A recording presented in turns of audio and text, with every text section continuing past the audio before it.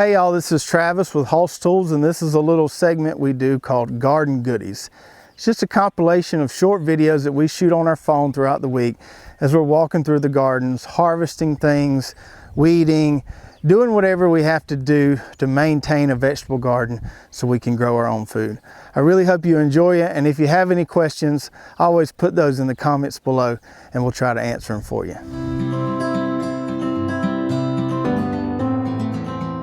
Well, our tomatoes are starting to come in here, and we got us a nice little load of them here. What you got, Ty? Tomatoes? Yeah. Yeah. I said a male. Tomato? Female. 3, 4, 5 tomatoes. That's right. Now some of these, and this is just the case every year seems like, the first ones come off the line ain't the prettiest ones. Yeah, we're gonna eat them. Just because some of them get hung up in that in the twine there. Yeah, take a bite. Good? Yeah. Anyway, so these ain't the prettiest, but we're gonna can them, so it doesn't really matter. It's not like we sell them at a roadside produce stand right What a big one. Yeah, look, a big one. So we got enough here to do one little round of canning, and we're getting everything set up over here. This is our pot we're gonna do our hot water bath in once we cook the tomatoes. Here's where we're gonna do our ice bath after we drop the tomatoes in hot water for a second. Maybe I should go in order here.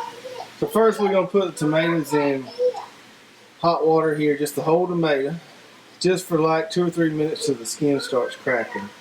And then we'll throw them over here into a little ice bath, and we'll that kind of shock there makes it real easy to remove the skins.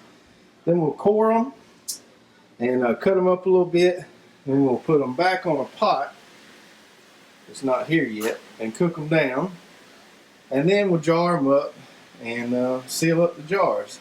I'll try to do another video kind of showing y'all the progress along the way. Just kind of want to show you our setup, what we got going on here, and Ty done took him a bite. Is it good?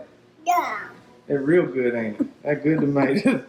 So we're gonna work through these right here, and we'll probably do several more batches of these before it's all over with. Hey y'all, so we just grabbed the tomatoes straight from the garden. We didn't even really wash them or do anything to them. Make sure to get most of the dirt off. And then we put them in hot boiling water. You don't have to use a little strainer like this on top of it. It's actually for frying food. But it's just easier for grabbing the tomatoes out and putting it in the ice bath. So as you see, the skin has already started cracking, and that's how you know it's ready. We don't really time these. So if you just drain it out some, make sure there's no small children underneath, and then put it right in this hot water. I mean cold water, I'm sorry. This is an ice bath. So this will stop the cooking process, and it makes it easier to handle. So as you see, the skin just comes right off of them. So a lot of people save the skin and they'll actually juice it. That's not something I've tried before, but I know a lot of people do. We usually have a really cool little core knife, but I'm going to use this grapefruit spoon instead because it has those little ridges on it and sort of makes it easier to get the core out. This one is still a little too hot to handle. But you'll just dig around like that. If I could grab it, it would be easier. And then you get the core out. And I leave the core and the skin in a separate bin, and then we put the whole tomatoes over here. And then you'll just keep doing that. So take the skin off. Right in here. And of course you want to cut any bad pieces out. So you see that, you'll want to pull that out or cut that out as well. I'm going to give these another second to cool down. And keep pulling the skin off. A lot of people want to know, why do you put up tomatoes? And I mean, what can you not do with tomatoes? Is my question for them. We love to have the extra tomatoes though for chili, for spaghetti sauce. I grew up with my mom making vegetable soup already. She would take these tomatoes and add corn to it and okra and a few other things and have it ready to go. So you'll just keep doing this process. There we go, this one's cooled enough.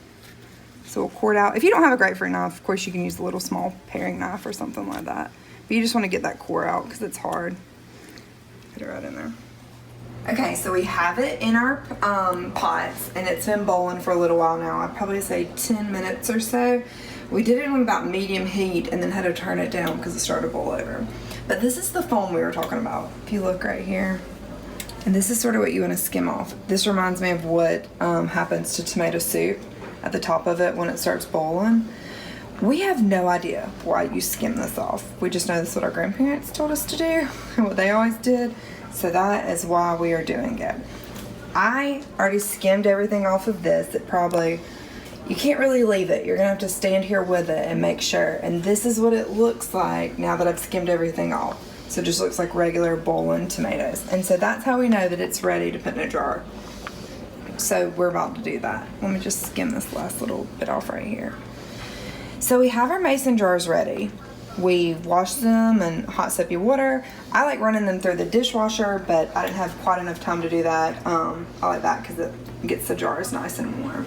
There are multiple opinions about whether you put your jars in hot water and get them hot and then pull them out and then fill the tomatoes in there or not. We have done it both ways. I don't see a huge difference. You don't want to put them in cold jars by any means. Like, don't pull a jar out of the fridge. I don't know why you'd have an empty jar in the fridge anyway. But you don't want a cold jar. So that's why they always say wash in warm soapy water. So we'll have our jars ready. And I already have some washed right over here. We just have a mix. Listen, if y'all are not already saving your mason jars, you need to. I was at the Dollar General the other day and I heard some lady come in and she said, "You have any mason jars?" And the girl working was like, "No, we're all out. We've been out." And I think that constantly happens during the summer. So make sure to save your mason jars. Now, you always need to buy new lids, but you never have to buy new mason jars. These things are great. They just keep going and going. This is a ticket. It is so easy. It comes, I think Ball sells them. It is just in their little canning kit. And it just helps everything go in there a little bit smoother and it doesn't splash all around. But you don't have to have it, but it's just easier to have. So we'll set our jars out. We'll bring our tomatoes over here in just a minute and I'll show you how we scoop it in there. Now we like to add a teaspoon of salt to the top of our tomatoes and sugar. Sometimes a lot of people don't add sugar, but I think it really cuts the acidity in homemade tomato sauce and chunky tomatoes. So I think it is really important that you put a teaspoon of sugar as well. So we'll show you how we do that in just a second. Before we do that though, we're gonna see, this one's ready. Okay, this is totally ready. And this one looks pretty good too. They were boiling, I just knocked them down some, but this low steady roll like this is great. I think these are good to go. All right, I prefer, let me scoop that little bit off the top. I like to move these heavy pots into our sink. So let me move some of this out of here so that way it doesn't make such a mess. Let's open it. These pans are so heavy. So let's see if we can do it without me dropping it everywhere. Careful, careful, careful. Okay, I'm just gonna put it right down here in the sink. Sometimes it's also helpful to have one side over here and your jars over there, but this is fine. We have these scoopers that are almost, this is, got messed up in the dishwasher, but this is half a cup and this is a cup, and they're so handy for doing this. So we have this at the top of our jar. Just grab it, juice and all. You see, you pour it in. I'm gonna move this out of my way. So you'll just keep scooping this and putting it in there. You see how those big chunks cook down? That's what we wanted to happen. Sometimes it's not quite this watery. I think these tomatoes were extremely juicy, and maybe that's why, but I like having that much juice in it, because that way you know it's tomato juice and not water that you're having to add. All right, so you see I'm getting close to this top of the rim, and you need to leave headspace. So this is where I have to be a little bit more, ooh, see, I think I may added. Nope, perfect. Okay, so whenever you pull it out, you want it to be right there at the very top of this little nodule, right there. So what I like to do is I like to keep going. I'll fill all my jars. Now here is one important thing that I like to do. You need to put these lids in just a tiny little saucepan of water. Don't let it boil, but have your lids in there so they get warm, because you want this little piece right here that sticks. When it gets warm, it suctions better to the top of your jar and it helps it. And always remember, just do fingertip whenever you screw on the lid, don't screw it on like really, really tight. You just want it fingertip tightness. So we'll get these going in a saucepan real quick, and then we'll add these to the top, and then we'll move them into our hot water bath. All right, so our last step here, we got our tomatoes in the jars. And we got our big pot here where we do our hot water bath. And this ain't to a rolling boil, but it's getting there to be there pretty soon. So I'm gonna go ahead and put them in there. So we just take our little tool here, a little unit, because these puppies are still hot. We're gonna set them down in here. And I know I can fit 6 jars in this pot here. Regular mouth or wide mouth. I did all my wide mouth first. I'm gonna do all my regular mouth jars here this last go around. We got 2 more here. Let's get them all in here. Now some of these I've already heard pop. Some of them are already sealed. This is just kind of a insurance measure to make sure they all seal. Now I might take a little bit of that water out of there here in a minute. I just need that water to be just a hair over the top of them jars. And looks like it's a couple inches above them. So I might take a little bit of that water out, but either way, that's gonna be good right there. And we'll just let that roll. You see it's getting late here. We'll let that roll for about 45 minutes is the recommended time, and to get them all nice and pressurized and sealed and everything. And then when we get done, this is what the finished product looks like here. So these are the wide mouth jars I've already pulled out of there. So we're gonna end up getting 5 plus 6 is 11 jars of tomatoes out of that little basket we showed you a few videos ago. And we'll be putting up probably this many every week for the next few weeks. Really storing up on our tomatoes. This is the season of canning. With all that's going on in the world, you need to make sure you got plenty of stuff in the pantry in case hard times come around. And that's some fine stuff right there. You talking about making some good chili and spaghetti and all kind of good business. Some okra and tomatoes over rice. So many good uses for this stuff here. So we'll leave these be. They still real hot, and but those seals do their thing, and we'll put them in the pantry, and they'll be good for several years. Although they probably ain't gonna last that long. It's been about 2 weeks since I fed this corn, so it's time to feed it again. It looks mighty nice and green, but to grow nice big old ears of corn, you got to keep feeding it. So I like to feed mine once every couple of weeks or so, just a little bit at a time. Do what we call spoon feeding. And this is our Temptress quad sweet corn. Now I've never grown corn this late in the year before. I've always just planted one crop early spring, like we did that Avalon there, and just been done with corn until the fall. I will plant a fall crop. But this here seems to be doing pretty good, and a little experiment has worked out well. We've been able to keep it nice and watered, and definitely probably going to be succession planting corn like this for years to come. Let me go show you what we're going to feed this stuff here. You can see that corn there we've already mowed down. We're getting ready to pull up our tape, plant us a cover crop there.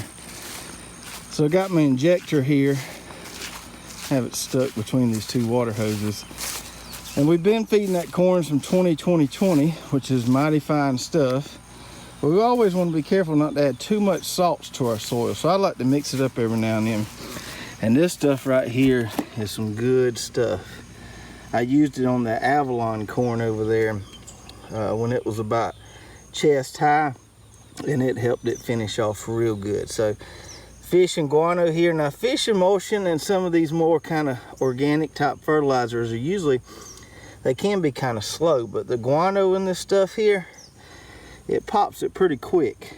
and does a real good job. So I'm gonna put a good part of that little quart there in my injector. You see my injector's got liquid in it from where I ran it last time. So I'm just gonna pour a little bit of that water out right there because it ran clear. And then I'm gonna add some of that fish and guano there, and I'm gonna add a couple glugs of our Micro Boost. And we'll just keep an eye on our corn. We might not have to feed it again. We don't know when it's gonna start tasseling. We expect it to, go back over there to it. We expect it to tassel probably a little shorter than this stuff did, just because those heat units crank up. But we'll see. But it's looking good right now. We're gonna feed it at least one more time tonight. Let this stuff run all the way through there. Keep that water to it. Make sure it doesn't get stressed. And hopefully we have a nice little second crop of sweet corn here. I'm gonna be honest with y'all, I'm a little skeptical about doing this, but worth a try. So we got our sweet potatoes here that we planted a few weeks ago, our slips from Steel Plant Company, and man, they are doing awesome. I think this is the first year that I've had kind of, you know, every single slip make it. Looking really good so far, and it won't be long before we heal them up and bury that drip tape. Now this is all the Georgia Jet variety here, which is one of our favorites. And we get a lot of customers and commenters on our videos talking about these purple sweet potatoes, how good they are and all this stuff. And to be honest with you, I've asked several of my what I consider to be sweet potato growing experts over the years, and they always say that the productivity on the purple ones is just not there. But my buddy Wes over at the Naked Hog channel sent me a message and said, hey, I've got a few leftover purple sweet potato slips, you want to give them a try? And I said, hey, why not? This would be as good a time as any. Considering all these are doing so well, I figure I could sacrifice a few of these and replace them with these purple ones here. I think I've got like 6 slips right here. Now when I got these in the mail, because they came from Louisiana where Wes is, they look pretty pitiful, but I soaked them in water overnight and they're looking real good now. So, bad as I hate to do it, I'm gonna, on this first row here, I'm gonna rip up these first 6 plants and I'm gonna replace them with these purple sweet potatoes here. I don't really have a spot in any of my other plots where I can just throw in 6 sweet potato plants. Everything is pretty much, you know, I like to plant stuff all the same crop in one row there. So we're gonna keep it in our sweet potato plot. We're just gonna sacrifice 6 of these Georgia Jets because we got plenty. You see there, we got 5 rows, and put down some of these purple sweet potatoes. So if you're out there and you've ever tried these purple sweet potatoes, tell me what you think about them. Everybody says they taste amazing, and I'm not doubting that. But tell me, what should I expect productivity wise? I don't think they'll be as productive as these Georgia Jets here, but we'll just have to see. And it's always fun to try new stuff. So tell me if you've tried them and tell me what I should expect. Now some folks might call it stubbornness, but I call it persistence. And I believe I can get me one more crop of summer squash and one more crop of cucumbers in this warm season before it just gets extremely too daggum hot and the squash bug pressure gets too bad. It's scorching out here today. It's close to 100 degrees. Humidity is just suffocating. But we pushed along here. I got these 2 little spaces right here, and I might as well plant something right here because these top bunch collards seem to be hanging in there pretty good. These marigolds, the Sparky mix we showed you in a previous video, everybody said to leave them there, that they'll hang on in the heat as long as we give them plenty of water. So we didn't have drip on this plot, but we added it recently. I couldn't bury this by the marigolds because they're already there, so I just kind of tucked the drip line underneath those plants there, and same thing with the collards there, just kind of ran one on the surface alongside it. But I got 2 drip lines buried here, one there for the squash and one here for a row of cucumbers. And I got these 2 varieties that I really did want to try this year. think they fell down here. Let me show you. So, first one we got here is this Alexandria squash. This is a type of squash we just added. It's what they call a Lebanese squash. Supposedly they're really good for stuffing, got really good flavor to them. Never grown these type of squash, so I want to give these a try, and that's why I'm going to risk it and take a chance of growing them here.